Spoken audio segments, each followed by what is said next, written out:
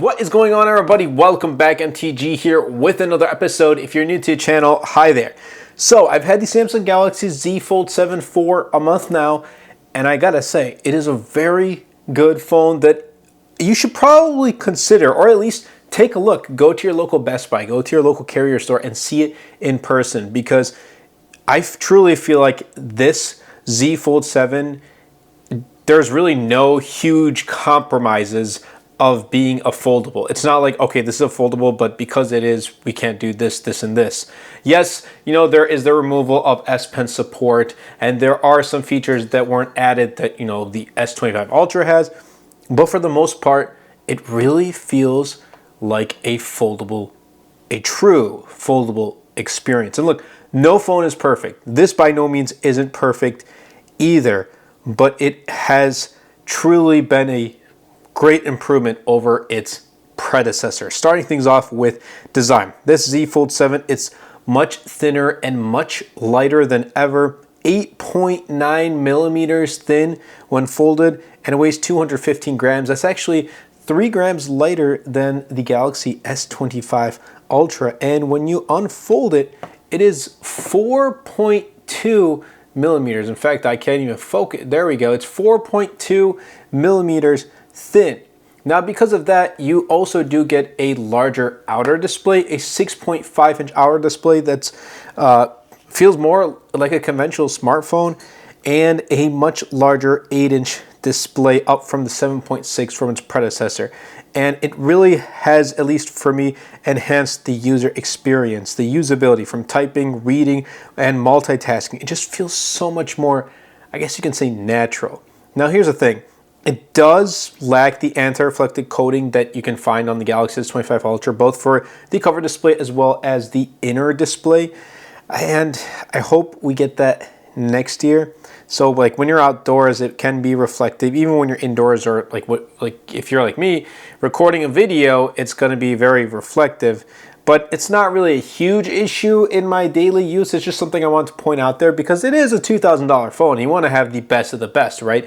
And if you have been subscribed to my channel, you know that my take on foldables is that they should be ultras, especially if you are paying $2,000 for a foldable.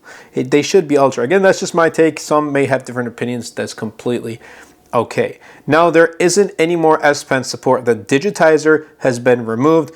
Personally, I don't really mind, but I do know that there are those who won't pick up the Z Fold 7 because of that removal. Now, here's the thing. Imagine if there was S Pen support with the Z Fold 7, or at this point the Z Fold 8, but it was embedded into the actual phone like the S25 Ultra. That I would really like. That'd be actually pretty cool. But I just haven't had the need to, like, I had the Z Fold 6 last year, and I never had the need to use an S Pen. I just didn't.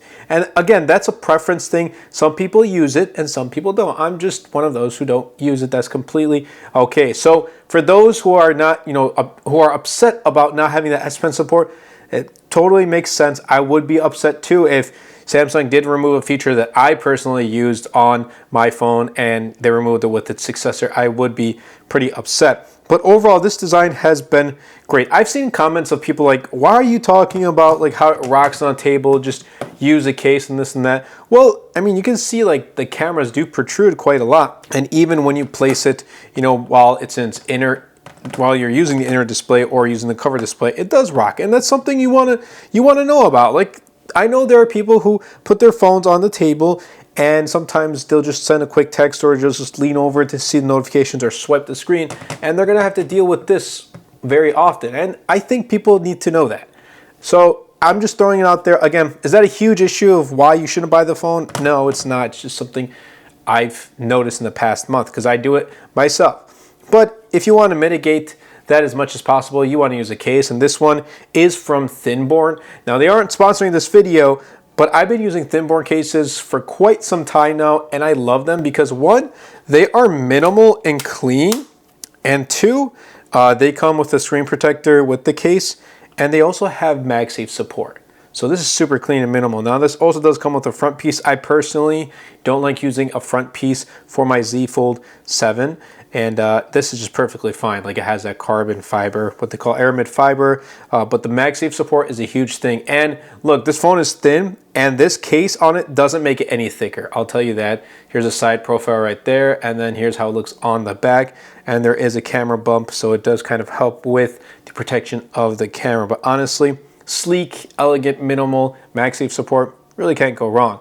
That's going to bring me into the performance. So as you can see, I do struggle sometimes to open up the phone. But with the performance, we got the Snapdragon 8 Elite chipset. And again, this is everything that I was expecting. It's been the same performance as the S25 Ultra, 12 gigs of RAM, the Snapdragon 8 Elite chipset, One UI 8 with Android 16 and 7 years of software support. Like, you really can't go wrong with the Galaxy Z Fold 7. Now you also do get like DeX support, you get split screen mode, all the great multitasking features. Again, a lot of the cool Galaxy AI features. My personal favorite has been generative edit.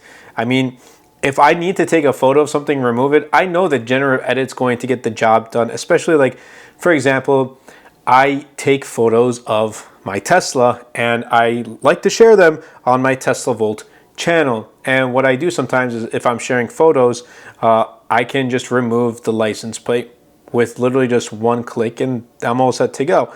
But if you want to use this, whether it's for, you know, the cover display or whether it's for the inner display, you got that. And those who I know that have a foldable like using the inner display more often because of having multiple apps open at once to use, or just using it for a bigger canvas, bigger screen to watch YouTube videos or to watch Netflix, whatever the case may be. Sometimes when I'm watching YouTube videos, like let's say I'm cooking up something and I have a YouTube video up, I just set it up like this, and I'll have the controls at the bottom, the video on the other half, and I'm just watching a video like that. So it really is intuitive, and the Z Fold 7 really does enhance your multitasking experience and just makes it so much more stress-free in a way, I'll put it that way. And I haven't really come across any heating issues either. So I just wanted to point that out there as well. And again, no lags, no stutters on my daily use. And I'm really happy that there is 7 years of software support. And One UI 8 has been great. And I know Samsung recently just announced which devices are going to get One UI 8, specifically the beta. It's not a huge improvement over One UI 7, just some small changes, but my favorite has become the weather app by far. And now I'm using the weather app every single day now. And the air quality right now is not the greatest here, but you know, it's hopefully going to be getting a little bit better. But as of right now, it's not too bad. Like, it's not too great, I'll put it that way. And yeah, you can't really go wrong with the performance on the Galaxy Z Fold 7. I don't have the 1 terabyte model with 16 gigs of RAM. If you want that, you're gonna have to pay a little bit extra, but for me, I still think 256 gigs is okay, especially since I still have, you know, my MacBook and I have another phone, like my iPhone for my business use. I don't really require 512 gigs, but there is gonna be there's gonna come to a point where I'm gonna need more storage. So it's good to know that Samsung does offer 512 gigs and 1 terabyte. So yeah, that's how, you know, the performance has been overall really good, and that's going to lead me into the camera. So the 200 megapixel main camera was, you know, the star of the whole camera improvements. It's got really great detail, and if you ask me, some pretty good dynamic range. It's a noticeable step up from the previous folds, from the Z Fold 6, 5, all of its predecessors, but also it's a really good competitor to the Pixel 9 Pro Fold, which is soon going to be the 10 Pro Fold, as well as the OnePlus Open. But that said, I'd still love to see the full Galaxy S25 Ultra, or at this point the S26 Ultra camera system on the Z Fold 8 for next year, especially like a true periscope zoom lens. Zoom and versatility, I think, are a step behind the Ultra devices. And again, for me, I think a foldable should have the best of the best, so bring that Ultra setup here. But I think for most users, this camera setup will be more than enough to satisfy you know, your photo needs, your video needs, whatever the case may be. And even if you aren't going to use this phone to, you know, share photos and videos on social media, but rather just to share with friends and family, or just to keep as, you know, memories on your phone, you're going to be more than happy with the results. Now let's get to the battery life, because despite having the same capacity, 4,400 milliamp hour battery, it has been actually very good because of its improved efficiency. And that comes because of the Snapdragon 8 Elite. That comes because of Samsung's improved battery AI algorithm. And overall, it's been really good. I'm getting almost 2-ish days. Like by the end of the first day, I get around I end the day with 30 to 35% charge, and I can technically start the morning and head into noontime without putting it in charge. Now, the one thing I'm not happy about in this department is the charging speeds. 25 watts, Samsung, you're putting 45 watts in your mid-range. Why aren't you putting it into your foldables that are worth $2,000? It's just kind of mind-boggling. But my wish list for next year is a silicon carbon battery, so you can keep the same size, the same thickness, 8.9 millimeters and 4.2 when unopened. You can keep that same thickness if you want, but just add more because of the silicon carbon battery. Put a 5,000 milliamp hour battery and faster charging, at least 45 watts, maybe ideally 60 watts like the rumored S26 Ultra is going to get.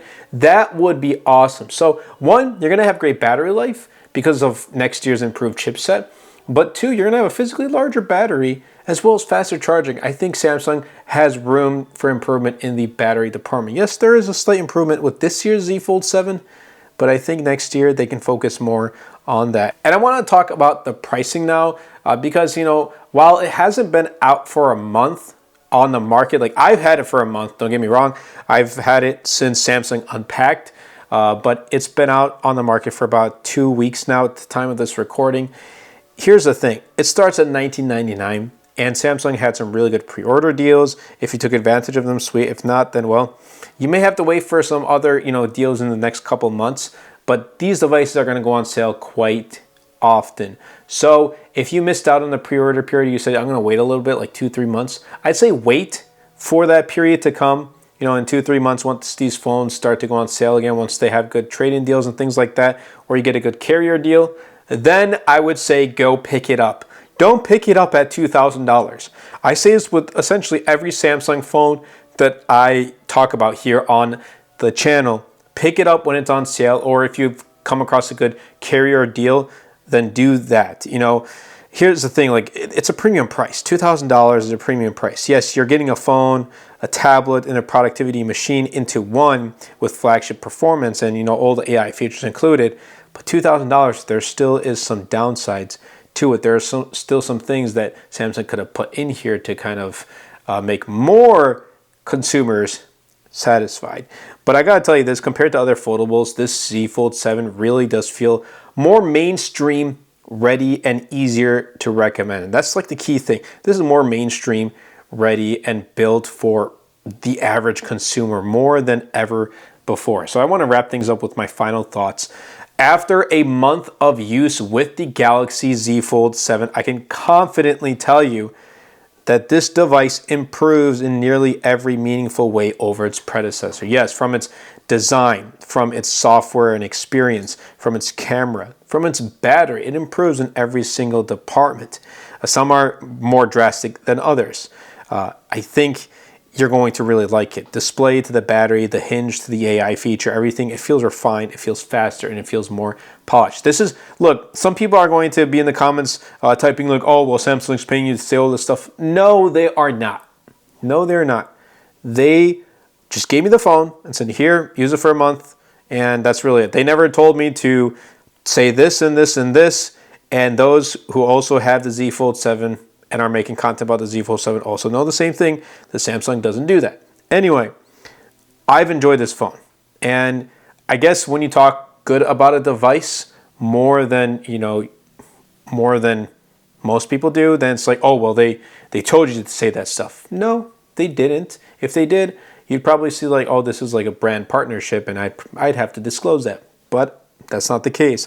I genuinely enjoyed using this device. I showed this to my friends and family, and they really like this phone. They've seen my Fold 6. They see the improvements, and they're wow, I would actually use this device. And then there's, the ifs, getting out of the Apple ecosystem, which actually is possible, but that's a whole different story for a different video. But here's the thing. This Z Fold 7, it genuinely makes me excited for what's coming next? I think if Samsung keeps this up with this momentum and continues to listen to the consumers and those who use the Fold and Flip series, next year's Fold could also be really good like this year's Fold. But I hope you guys did enjoy this video. If you did, definitely be sure to superman the like button, comment down below, and best of all, share this video because it really does help out the channel out a lot. I'll help push my content out to more people. Definitely be sure to check out my wallpaper pack. This one right here, it's called Color Blast. I'll be leaving a link in the description down below. I also have a bunch of other wallpaper packs as well. Say hi to Mewtwo, by the way. And also, check out this case from Thinborn. I genuinely recommend it because I love it. And if you're looking for minimalism, if you're looking for a clean, aesthetically pleasing look with MagSafe support, this is going to be that case for you. But I hope you guys did enjoy, and I'll catch you guys in the next one. And also, thank you all so much for 50,000 subscribers. It truly means a lot to me. And our next goal is 100,000. I know by the end of 2025, we're aiming towards 60,000, but our end goal here is 100,000 and 1 million, and you know, going on from there. So thank you all so much for the support. Truly does mean a lot. You all make my dreams of talking tech here become a reality. I'll catch you all in the next one.